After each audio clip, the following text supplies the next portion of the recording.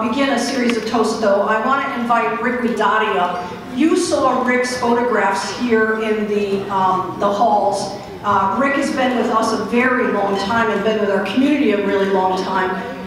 He and I both did not have gray hair when we started doing this. And so we want Rick to say a few words for you as we begin. Rick? Hi, I'm so married. I know, I'm so married too. Okay, well, you're right. All right, good. Hey guys. Hi. Wow, what a great honor to be here. I'm so thrilled 30 years Genetic Alliance. So amazing. I think most of you know who I am, many of us have met, but I want to give a quick little overview of why I happen to be here, this fashion photographer at the Genetic Alliance 30th anniversary. As a fashion photographer living in New York City, also working in Milan and Paris for several years, I got to work with some amazing models like Claudia, and working for like Elle, and Marie Claire, and Harper's Bazaar. This is from Elle. I worked for the House of Yves Saint Laurent in Paris. Did a lot of portraiture. This is also an image from one of our global campaigns. From French Elle again. And of course, here's Cindy from the Revlon shoot. So I got to work with these amazing models constantly. It was incredible. Great clients, great models. But it was also really frustrating, because I was always told who was beautiful.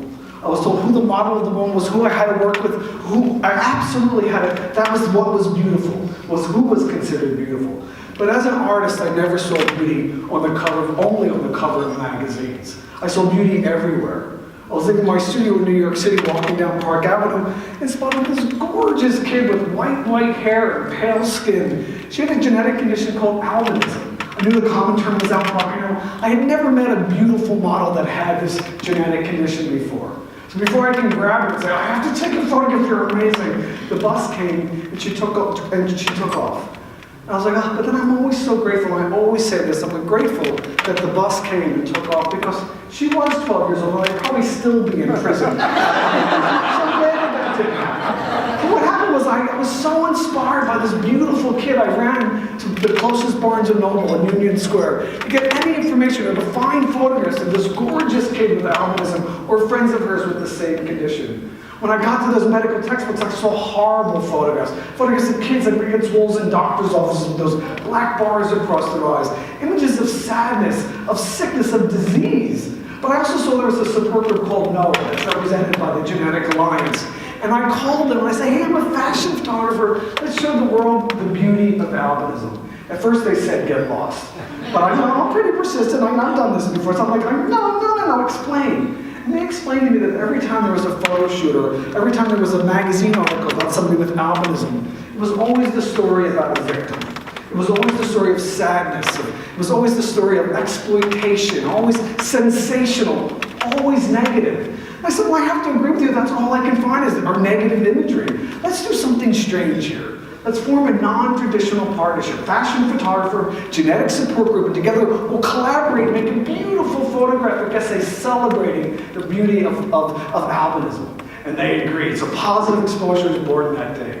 In walks the first girl that I'm going to photograph. Her name is Christine, and she's stunning. But she walks in like this, shoulders up, head down, no eye contact, one-word answers. This kid was tortured and teased and abused every single day in the school environment because of her difference, and it left her with zero self-esteem. It was heartbroken to see this gorgeous kid just standing like this. I thought, how am I going to photograph this gorgeous kid? She's so vulnerable. But I thought, just the day before I photographed Cindy Crawford on the same set in my studio, and I thought, out of respect for this gorgeous kid, I'm going to photograph her like I would any supermodel. So the fan went on, the music went on, and I grabbed the mirror that was next and said, I held it up to her. And I said, Christine, look at yourself. You're magnificent. And this kid looked in the mirror, and she saw it. And she went from this. She exploded with a smile that literally lit up New York City. That's our gorgeous, gorgeous, gorgeous Christine. So that's Christina desperately needed to change the way she saw herself. Her community desperately needed to change the way that they saw her difference. So she created that very moment the philosophy that drives positive exposure, which is change how you see how you change. Those first images were, it was so exciting. It was a Life magazine spread, it was incredible, it was really wonderful, and that brought that Life magazine spread, brought the attention to the Genetic Alliance. And they honored me with a great award. And I came down to the Genetic Alliance. Never heard of the Genetic Alliance prior to that. I'm a fashion photographer. So I walked in and got this great award. It was such an honor. But working with the incredible Mary Davidson at the time, Mary Davidson then told us all about another program that was coming up with Francis Collins, right here, sir, and creating a photographic exhibition that was going to commemorate the People's Genome Celebration. And there was a universal message. It was Mary's vision that saw the universal message with the applicability of the celebration of diversity. And she said, let's create an exhibition that is all-inclusive and create many other than genetic syndromes. So Mary Davidson, who's right here, gave me at that point the best gift of my life, which was Sharon Terry. And Sharon Terry and I, we did this huge outreach, created all these opportunities for all these organizations to step up and be part of this. The National Marfan Center was the first group. Marfan, of course, connective tissue disorder, scoliosis, a dissection, aortic dissection. It's just these gorgeous kids with long arms, and I saw the importance of that photograph. But that there has to be another way to show that photograph and show that how Marfan syndrome presents itself. But let's show what the most important ingredient that's missing, which is humanity, or Billy. And let's show those gorgeous long arms, but let's show Billy. Let's see Billy first and foremost. Not the disease, but beyond the diagnosis, to this gorgeous kid, Billy, first and foremost. Because of that, I go to medical schools now around the world. I'm always speaking to medical students, not because I want to teach medical science or science about genetic conditions, but really because I can pronounce arthrogryposis multiplex congenita. And I know what it means. I know what exactly it means, not because I ever studied it, but because I went to this family conference and met PJ and so many of his friends with the same condition. PJ can't, the type of arthrogryposis he has, he can't use his arms or his hands. So his family called his eating technique his Viking dive, because he'll go into his plate of mashed potatoes and comes up, and he goes into his plate of peas and comes up. And then he chases his sisters around the table with a face full of mashed potatoes and peas. You will never forget PJ, because you will never forget, or you'll never forget arthrogryposis multiplex congenita, because you'll never forget PJ. During the summer months, I still go to all these family conferences, and I bring med students with me, and nursing students, and genetic counseling students with me, and I shove them in daycare, and I lock the door, and I check back in with them at the end of the day, and they're a little shell-shocked, there's like a little poop on their shoulder, and gum in their hair, but they're going to be better healthcare providers, because they met these kids not in crisis, they met these kids not in the clinical environment, they met these gorgeous kids being gorgeous, sometimes rotten, but great kids. So we created, because of that, a program that I like to share with you called FRAME, which is Faces Redefining the Art of Medical Education. It's a series of web-based films that are very brief, targeting medical students, kind of creating all of the, talking about or highlighting all the basic hallmarks of a certain genetic condition, but as presented by somebody living with the condition themselves or their families, putting front row and center in medical education humanity. And we're building this web-based library. You can actually access them, because we're now mobile, so you can access them by texting the word FRAME to 56512 and see what we have posted so far. One of the most exciting things that we're doing at the moment, just to give you a quick heads up, is that we're creating a Positive Exposure Global Diversity Center. We're working now with the Mayor's Office of Disability in New York, working also with the Department of Cultural Affairs in New York to find a space that would house a Positive Exposure Diversity Center, where we'd have an exhibition, we'd have opportunities for all of our great families and advocacy groups to come in and join and network and share stories and inspire each other, performance and workshops. And every student in the world that comes to New York City will come to this global center and walk away with a much better understanding of what diversity is, what inclusion really means. The only way we're going to be really comfortable talking about diversity and disability is if you have opportunities to talk about it every single day. So the next step, so that's stay tuned for our next development in the Global Diversity Center. But really exciting is our book. And the book, Change How You See How You Change. This book is an inspiration, came from all of our great friends at the Genetic Alliance. We just put this out about 6 months ago. It's featuring over 50 genetic conditions, and some of our amazing friends are in here in this book, and we're creating several other books as well, and it'll be a whole medical library. This book actually is I'm going to dedicate this book here to Mary Davidson, who was actually my sole inspiration, who had the vision so long ago to say, here, just green lights, never put a red light in front of us. Gave me Sharon Terry, and we ran with this. And because of that vision, we've done so much, and we're not stopping now. We're just going to keep going. So thank you, Mary. Thank you. Good to see you.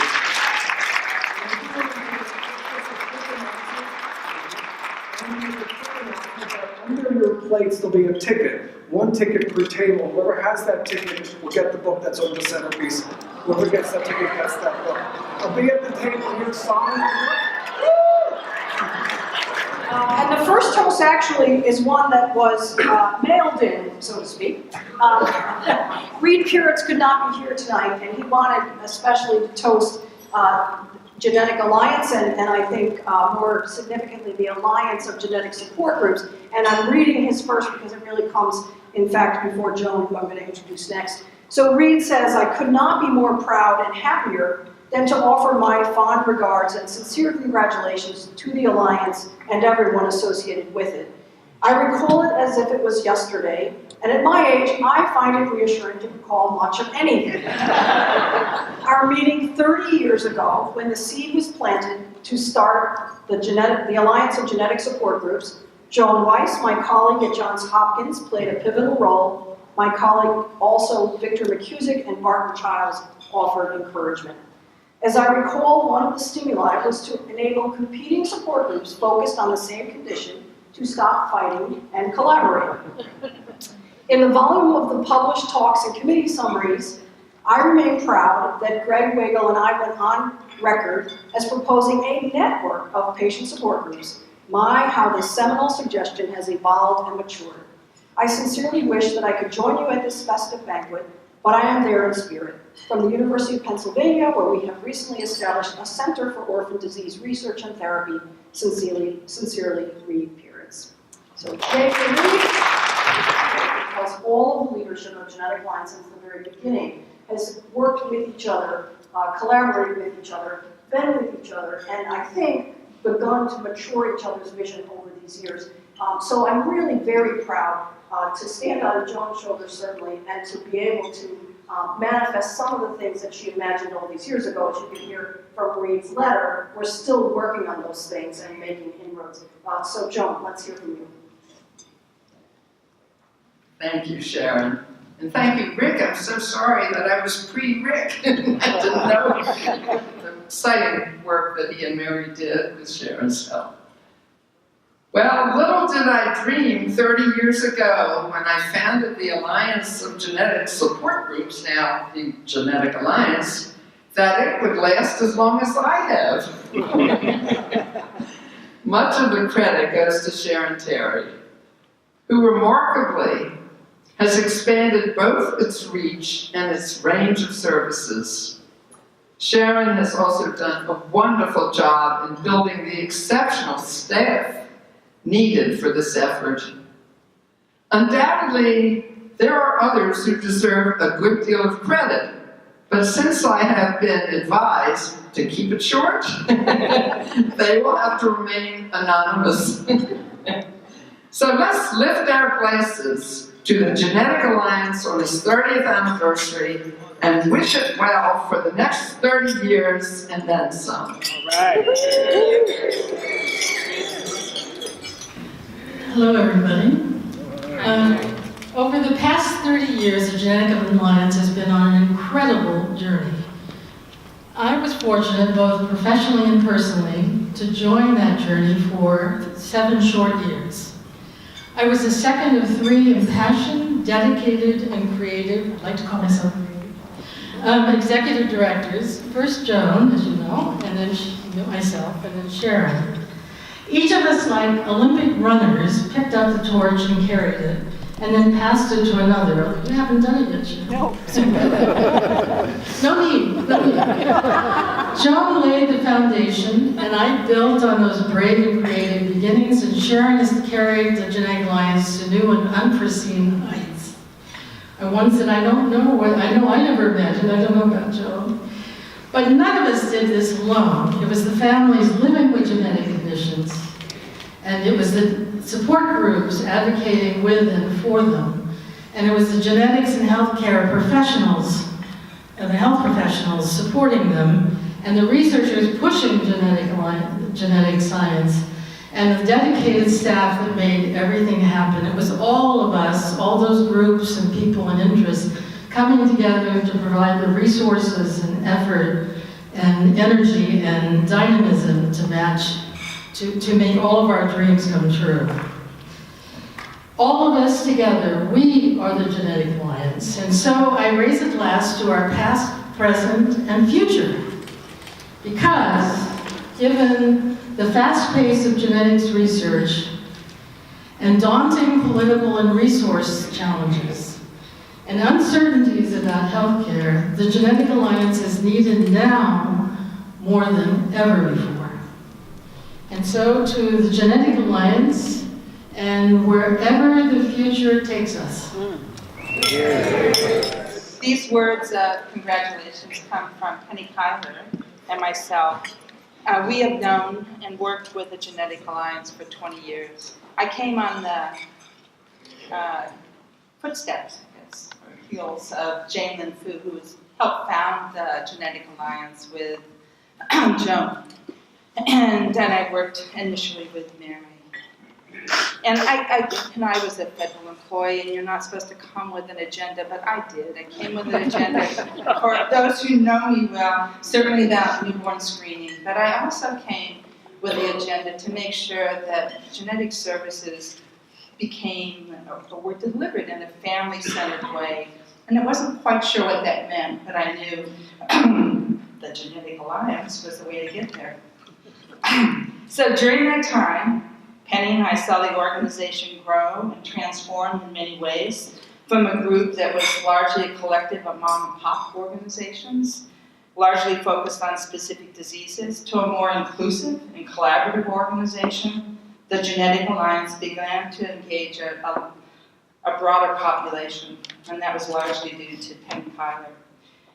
To embrace the importance of diversity and understand the importance of social justice and the delivery of genetic services. And as consumers and as lay advocates, we saw the organization grow into a powerful organization that demanded, and received a place at the table. And through a participatory process with public health and healthcare providers, researchers and policymakers have sometimes determined what's on that menu, which I think is remarkable.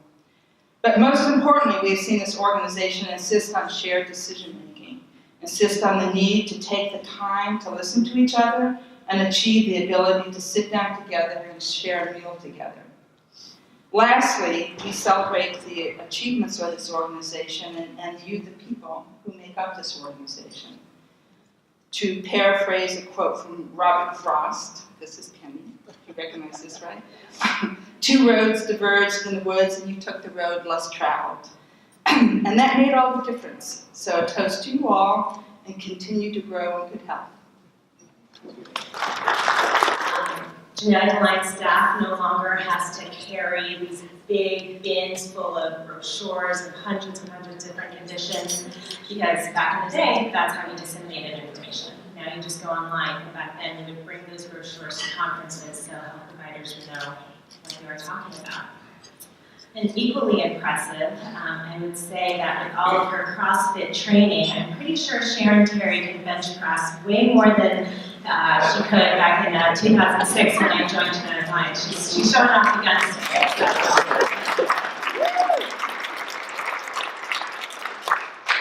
So with all those wonderful changes that we've seen in the past decade and plus time, there are a lot of things that have remained the same. Tonight, across this country and really across the world, there are people who are sitting at their kitchen table thinking, what am I going to do next? What am I supposed to do with this result or this lack of result? What are the next steps for me and my family?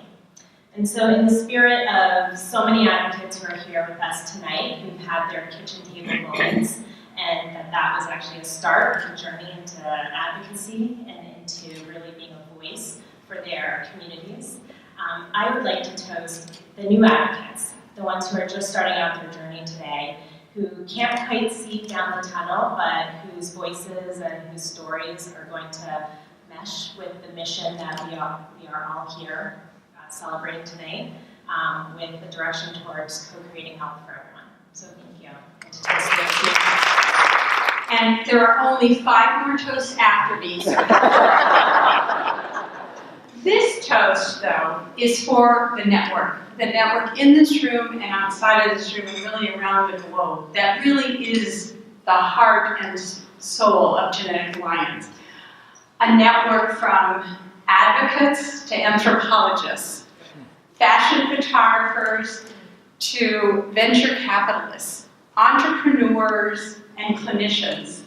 I can't even begin to list the variety of talents that make up this network that everyone in this room represents, and even those who can't be with us tonight. So this toast is to your determination, your creativity, your tenacity, and most important quality, your ability to go without sleep. And I want to just point out that I wore like 1,000 bow ties tonight. Look at my shirt, it does say. Because there's a lot to celebrate, and I'm excited to be here. And I've been part of this family for a really long time. And some of you will know me well, and some of you I will be new to. But I want to point out that today is interesting as I thought about my toast throughout my own personal work day, and I kept reflecting on yesterday, which was International Women's Day. And I don't think it was a coincidence that I'm standing here amongst a team of women leaders who are both fierce and forward-thinking and game-changing.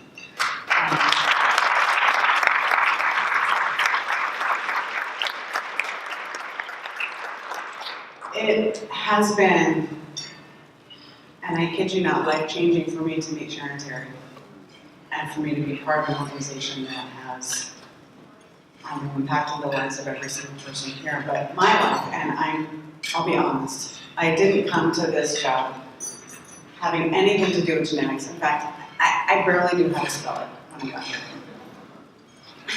Not a lot has changed. Except that I understand what it's like to create family and home, and it's what I've done with my life, and it's something I learned from Sharon Terry, is to create a community of people that come together to work on something that needs the energy of the community. And I'll never, ever, ever be able to underestimate the power of the people sitting in this room and the gift that it's been for me to meet Sharon Terry all those years ago when I was fleeing one home to find another, and she pulled me out of the blue, and I was sitting in Tucson, Arizona, and I had tossed out my resumes from here and there, and she said, "Hey, I found your resume, and I'm kind of new to this thing." And I was like, "To what thing?" I didn't even know who she was calling from, but she said, "You need to get your resume and contact Genetic Alliance," and I kept thinking, genetics and yeah, I'm very interested. This is definitely where I want to be professionally. I've always been interested in this topic. But she's a testament to what it means to say, come into my fold and think about what it means to make a difference, even in the community that you're not part of. And I've taken that lesson, and I've applied it everywhere I go, and I'm going to continue to do the same. And I'm going to thank every single person here for believing in the people around them and the causes that they care about and why they're here. Because it takes an individual person, and then 2 people, and 3 people, and 10 people, and 1 million people to come together to make a meaningful difference. And it starts with a single person. It starts with each of us saying, I'm not settled, and I want to be part of a family and a home. And Sharon Terry and the rest of the people in this room helped me understand what home meant, and what work home meant, and what work family meant. We're all family in the room. And I want to thank all of you for being here tonight and being part of this community. And I love you all. And thank you for celebrating this night. And let's be honest, 3 is my lucky number. Let's go for 33, 63, for so many options. So thank you very much for being here. I have one last question as I finish my intern interview. When do you think you're going to let people know your decision by? I honestly don't remember the answer, because I figured my decision was already made. I had another internship offer on the table, and I had to make a decision by tomorrow. So I thanked James and Hannah for their time and said, oh, by the way, I have to make a decision by tomorrow, but thanks for the opportunity. Much to my surprise, 90 minutes later, they called me back. They said, we'd like to put a second internship offer on the table for you to consider. I'm surprised again as I reflected over the past couple of weeks to think about what impact that decision made 11 years ago. I thought it was just a summer decision. And I'm still here, 11 years and counting. Through my time with Genetic Alliance, I've seen the organization respond quickly to opportunities, persevere with commitments that take a long time, like Gina, and be willing to think outside of the box. For Genetic Alliance, the sky is truly the limit as we create projects and programs. And without all of you, we wouldn't be nearly as successful. One of the greatest strengths, however, I think of Genetic Alliance is bringing together so many different voices, starting with bringing together many different disease-specific advocacy organizations to learn from and grow with one another, to now working also with healthcare providers, researchers, and policymakers. Genetic Alliance is always willing to have the hard conversations, to push the envelope, with the ultimate goal of really moving science and health forward for everyone. The organization has accomplished a lot in the last 30 years, and I'm excited to see what is to come. Cheers. Someone asked me how I came to know the organization and where my journey had started. And I thought back, I've been at Genetic Alliance for 12 years now, but it actually started when I was 15 years old. I remember standing in New York City in one hand with a placard that read "More funding for cancer research," and the other hand was my mother's hand, who was dying of the condition at the time. And when I lost her, I remember feeling so alone and such a burden. When I met Sharon and Lisa at Genetic Alliance that first day at the interview, it was like an amazing burden lifting. To find this community, this group of people, allies to fight with, was life-changing for me. So my toast today is twofold. It is to those we fight for and those we loved and lost, but it is also to the allies that we found along the way, the friends who have guided us and who have lighted our way. Cheers. James, I think, spoke what is the most appropriate finishing toast to all of you, to all of us, but he's not the last one. So I'm going to do something that she's not going to like. But I want to talk to you, Sharon, on behalf of all of us. Because you spend a great deal of your time making sure that the we is healthy and vibrant, that we all feel part of it, that we are all the center of the work, and it's true we are. But I want to tell you a little bit about your own ancestry. In the ancient times, and then in the Middle Ages, there was a long and established tradition of something called alchemy. And the alchemists who began in the ancient world were spiritual warriors. They were interested in something very powerful. And when time came and science came, alchemy was a kind of proto-science, but when science began to find its legs, the first thing it needed to do was to make fun of the alchemists. And so they told the stories of the con artists that wanted to turn lead into gold. And the great memory that was left in the world about alchemy was it was made up of people who were seeking to find the philosopher's stone. And once you had the philosopher's stone, you could make gold.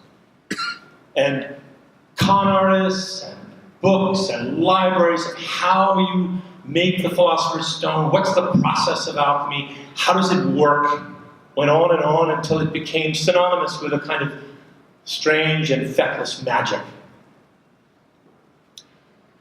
But the alchemists, the first alchemists, understood that the Philosopher's Stone was not a thing.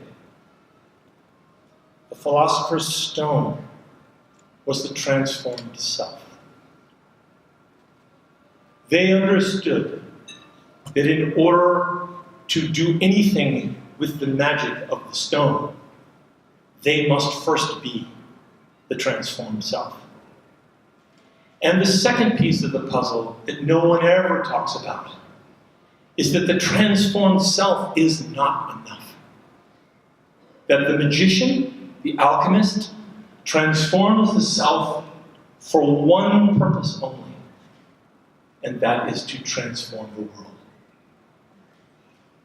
What you have done in your journey as a wife, as a mother, as a friend, as a CEO, what you've done is made a journey towards the transformation of yourself so that you can serve and change the world.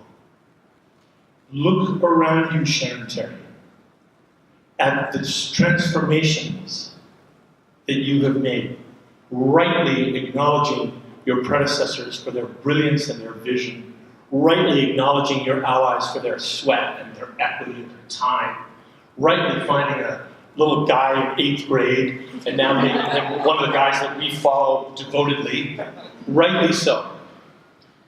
But look to the transformed self and take deep appreciation for who she is, what she's done, what she's doing, what she will do. This is your night as much as anyone else's. We love you, we admire you, we follow you, and we are changed by you. Let's drink a toast to Sharon Terry.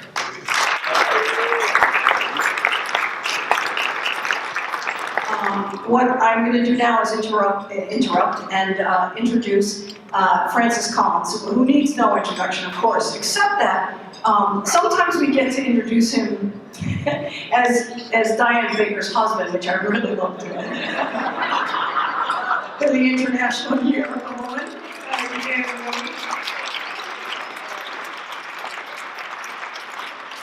He's pretty good at that.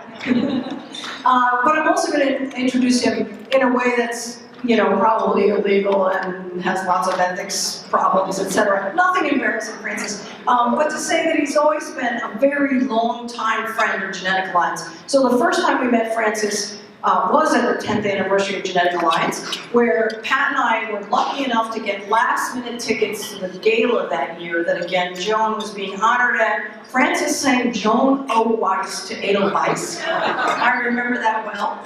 Yeah, that was great. And I met Mary at that, which was, again, just amazing. And there were a lot of other people we met that night that were pretty incredible. Our friends, Chris and Bob Vokey, who are sitting back there at the table there. Chris has worked with me in PXE since the beginning, essentially, and Chris and I and Bob went to grad school together in geology a million years ago.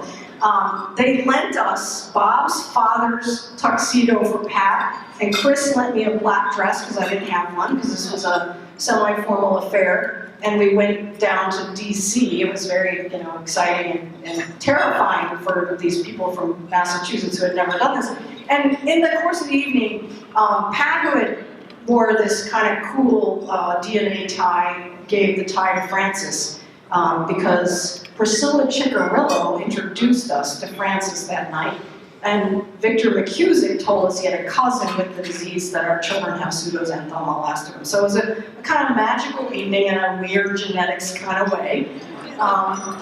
And then what was pretty fun was that I was so excited to meet Francis, who was head of the National Human Genome Research Institute, and asked in an email, could Francis come and open the very first PXE meeting for researchers in 1997, this was.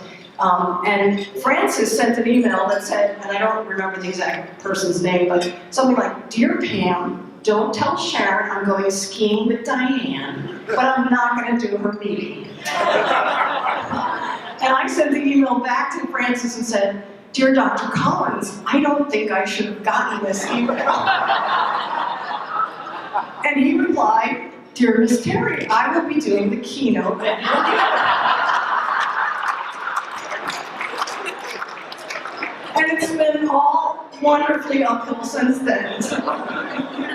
So, Francis has been a long, long time passionate advocate for advocates, for the family of people who have suffered, who have been so in need of alleviating suffering. This morning I said the problem with science, as far as I saw, was that, in fact, the whole culture rewarded competition rather than alleviated suffering. And Francis is a big exception to that, and one that we desperately need and are really happy to have, in that I have always found Francis, and my children would say the same, I quoted Elizabeth this morning, that in fact he has worked tirelessly and continues to, even sometimes under enormous burden, to alleviate suffering. And that he's been our advocate, he's been the guy who said, we are partners, whether we are advocates, clinicians, researchers, policymakers, it doesn't matter who we are, we're partners, we have a place at the table. And so I am thrilled to bring Francis up to lead us in song. Thanks, Francis. Sharon, that was a wonderful introduction, although I didn't know you were going to embarrass me about that misguided email. I'm afraid I'm a little bit famous for that. In fact, as long as we're all sort of here being friendly and have a little wine, I'll tell you the other really misguided email about the same time. And it once again involved Diane, so I'm sure she's about ready to climb under the table. By the way, Diane did a date with the Genetic Alliance before she ever did a date with me. She was involved in 1986. Our first date was 1993. And we got married in 1998. But somewhere like 1996, there was a meeting happening in Florida in February. Of all places, Florida in February. And it had been a long, cold winter, and I got invited by the convener of the meeting, Rick Wilson, who's until recently the director of the Genome Center at Washington University. Rick, who is a martial arts expert and a bodybuilder. And he sent me this note saying, we'd really like to have you come to Marco Island and be our keynote speaker for this genome meeting. And I was like, oh wow, Diana's still in Ann Arbor, I'm in Bethesda, we could go to Marco Island, this would be really good. So I sent Diane a note saying, hey baby, what would you think about spending a few days in Florida with me in February, warm sun, run on the beach, hang out together, how about it? I got a note back from Rick Wilson saying, it's a really good offer, but you're not my type. And sense of humor. I only tell that story because otherwise I know he would tell everybody, and if I can beat him to it, it's better to have it spread around. So yeah, be careful when you send me an email if you think it's going to go the right direction. Well, it is wonderful to be here this evening as part of this celebration. And yes, I do remember the 10th. And that special moment, and I should have remembered to pull that tie out and wear it tonight because I still have it, Pat. Might have a moth hole or two in it by now, but it's still there. By the way, it's the most garish, unimaginably ugly tie you've ever seen in your life. But it does have the double helix on it, so it kind of counts. And I was here for the 20th, and here for the 25th, and now here for the 30th. And I think I was here for quite a few of them in between as well. Because I have the greatest affection and the greatest admiration for the Genetic Alliance and for what all of you represent. And it's wonderful to have those connections made again here this evening with many of you I have not seen in a little while. And I want to give a big shout out to Joan, to Mary, and to Sharon for the way in which you amazing women have created this community and brought us into a place that most of us never thought we could get to by your vision, your determination, your ability to inspire. So thank you, all of you. We should clap for you one more time, I think. And I want to give one more shout out, which is to the staff of the Genetic Alliance. A few of them, stand up for all, come on staff.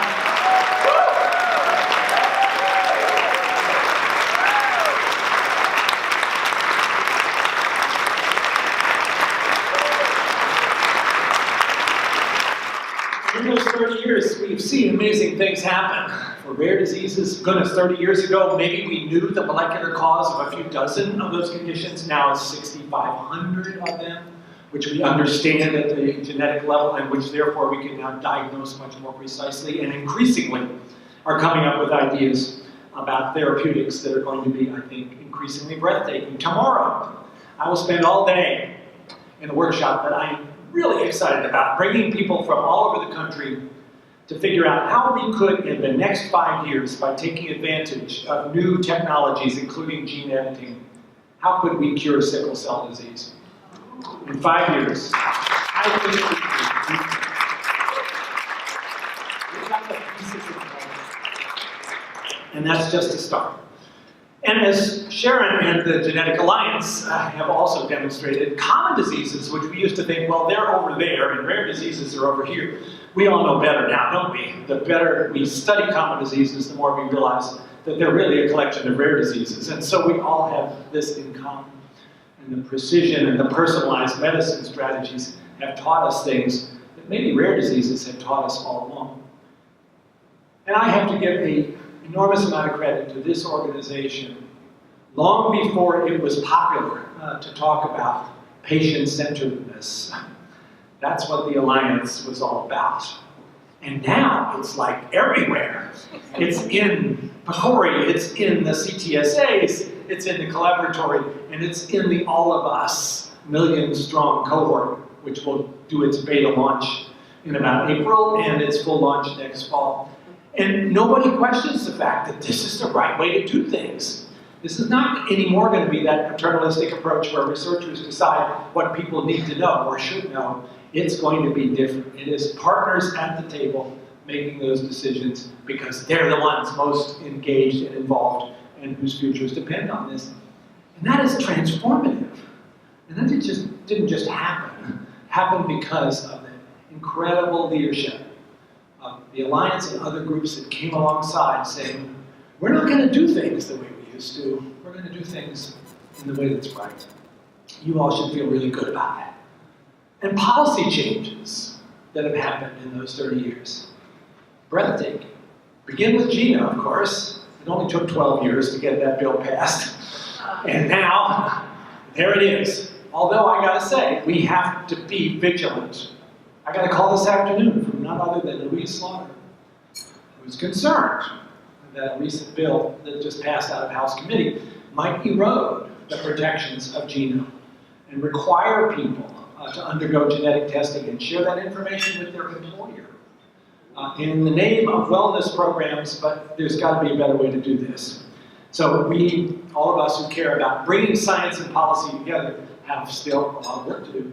But we can point to things that I think have accomplished a lot. And another thing that the Alliance has stood for, which I think also has now become kind of a mantra for many other groups, but not yet fully realized, and that's data access. Why is it the right thing to have research done when people can't see the results? We're not going to tolerate that anymore. Whether it's now clinicaltrials.gov, which requires deposits of the results of a clinical trial within 12 months after the last data point has been collected, requires.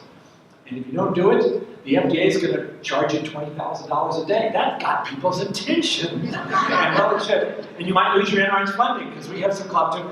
We are really changing that dynamic from an unfortunate circumstance where researchers seem to want to be buried with their data to a situation where that belongs to all of us because it is the collective effort that makes this really move forward in a synergistic, exponential way.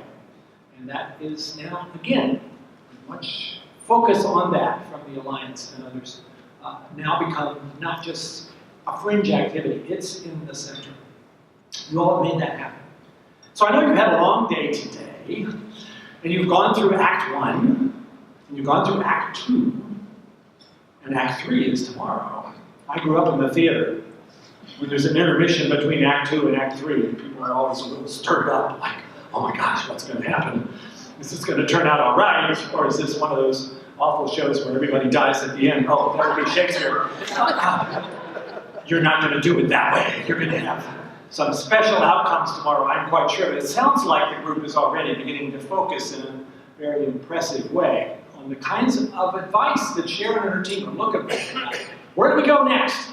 3 decades is good, but there's a lot more work to be done. What should it look like? I hope tomorrow is the way in which you always pull that together. But before I let you go, I do, I guess, have this exhortation that there's supposed to be music involved, and there seems to be an instrument here. Not just any instrument, I might say, but an instrument that seems to have a double helix on its fretboard, and which very much representing what we celebrated yesterday, International Women's Day. This is Rosalind. Rosalind, as in Rosalind Franklin, who, after all, was the person who really did the work that led to our recognition of the structure of DNA by Watson and Crick. So maybe you will join with me in a chorus or two. I sure hope so. It gets very lonely if you're an amateur musician and you're playing the guitar and everybody's sitting there looking like, oh God, when is this going to be over? So I need some help here. And thinking about what to talk about or sing about, I guess I've just talked, now we're going to sing. It seemed like maybe I have a couple of songs I want to share with you. Well, Bob's not here tonight. and maybe that's okay, because he certainly knew how to write poetry, but the singing voice, oh. And I'm afraid, even though he wrote some wonderful poetry to this song, that's not the lyrics you're going to hear. Because this is the Alliance, and so we have to take wonderful songs and abuse them. And it is a time, I guess, where we would all agree a lot of things are happening, and there seems to be chaos all around. Let's hope that as these things happen, we're moving in a positive direction, and it's certainly clear the times they are changing. Yeah? And you will, if you've never heard that song before, and I suspect at least 90% of you have, you know there's a shared line at the end, and I expect to hear a little help when we get to that, for the times they are changing.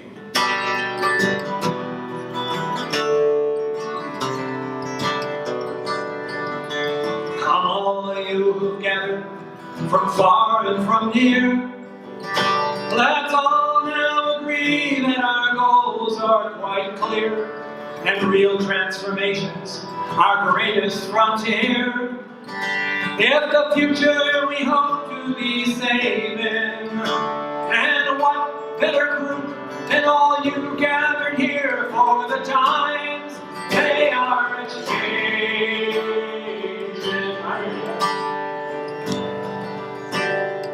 I tried to figure out a way to make this figure 4 themes, and it sort of worked. You can decide.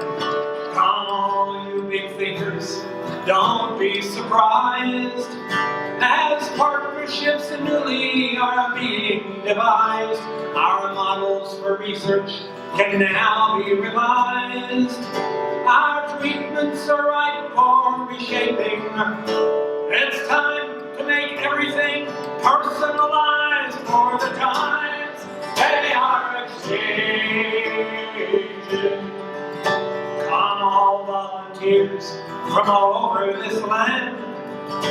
You'll be at the table, you'll help us to plan. We'll need you to join us for your whole lifespan. We promise to treat you as partners, so let's get the answers as fast as we can, for the times they are changing. It is Washington. We have to have a political verse. I don't know when this video is recording this. Come, senators, congressmen, please heed the call. While payoff from research can be a long haul. With your help, the science can run and not crawl. While this generation you're saving, our history will judge that we all dropped the ball for the times they are changing. And I have to remember why we do this anyway. It's certainly a wonderful academic exercise, but that's what about it? I'm trying to help you. Come all who suffer by day and by night, who wait for the darkness to give way to light, who look to us here to have hope in their fight. It's their lives our hard work is saving. It's our hopes and dreams to make their future bright for the times they are changing. So look to the future, the challenge is vast, and science solutions are needed so fast. We're bold, we're audacious, not mired in the past. Our prospects are truly amazing. So come on, you people, let's go kick some ass for the times they are changing.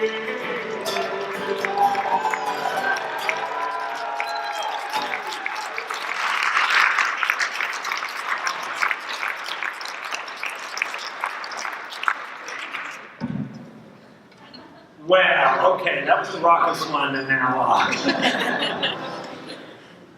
think I first figured out how this song would fit at a Genetic Alliance meeting. It wasn't the 10th, but it might have been the 15th or the 16th. This is a song that's often sung at a folk festival after a couple of days where people have come together, shared stories, sung songs together, drunk beer in the parking lot, all the things that you do at a folk festival. And then at the very end, all the performers come up on the stage and they have to sing something to kind of close it down. And this is a song that was written by a folk singer only 30, 40 years ago, but it's sort of a tradition. And it warms everybody's heart because it is about all the good people that have been involved in whatever they just experienced. When I think of this song, I think of the Genetic Alliance, I think of all of you. Because so many good people have come to events like this, but more than that, have labored day by day, night by night, bringing together all the talent, all the vision, all the struggle that has been necessary to try to make progress in so many challenges, and yet you have done it.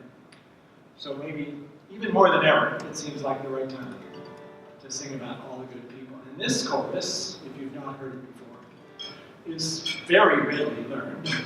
All it is this is a song for all the good people who are part of this family. We are part of the family.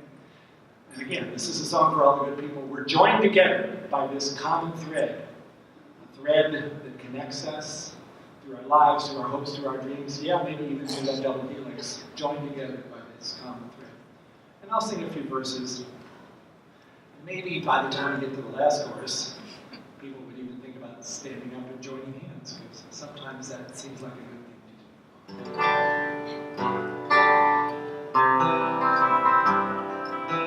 The chorus goes like this. This is a song for all the good people, all the good people who are part of this family. This is a song for all the good people. We're joined together by this common thread. Again, I've tried to write verses that fit your themes. This is a song for making the center a place all can enter, with respect conferred from local workstation to all of the nation. In some combination, their voice must be heard. This is a song, come on y'all, for all the good people, all the good people who are part of this family. This is a song for all the good people. We're We're joined together by this common thread. This is a song for those innovators who build new inventions with help from their teams.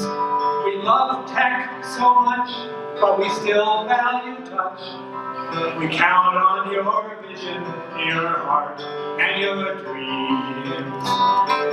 This is a song for all the good people, all the good people who are part of this family. This is a song for all the good people.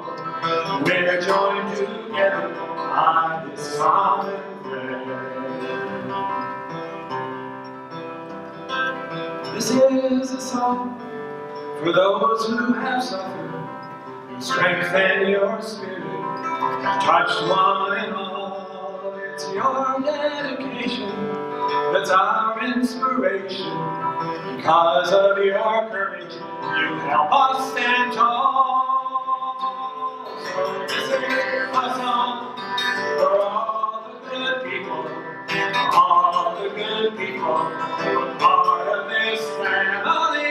This is a song for all the good people. We're joined together by this common thread. You might need your glass again if you have anything still left in it. So let's celebrate the Genetic Alliance. You urge on the science. Your message is strong. It's your exhortation that yields transformation. So lift up your glass and let's belt out this song. So this is a song. Come on, stand up. All the good people, all the good people who are part of this family. This is a song for all the good people. We're joined together by this common thread. One more time. This is a song for all the good people, all the good people who are part of this family. This is a song for all the good people. We're joined together by this common thread. We're joined together by this common thread.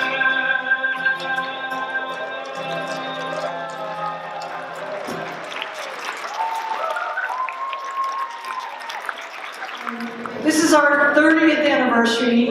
As Mary said, I have not passed the torch. I can't imagine that I'll be standing here for our 40th anniversary. I don't know what will be happening in 10 more years. But I do want to once more have Joan and Mary stand up, please. And thank you, thank you, thank you.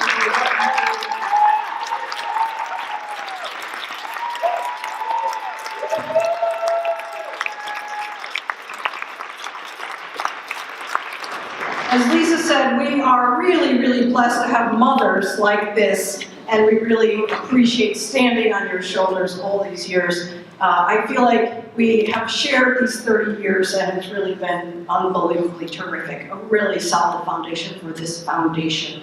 So, I thank every single person in this room and all the people beyond it that weren't able to come here, because every one of us weaves this common thread, brings the people who suffer, the people who need us to become present in a really profound way, for us to show up again and again and again the way we have. I thank you all for that kind of presence, that kind of dedication, more numerous than we can possibly enumerate, more profound than we can possibly describe. So thank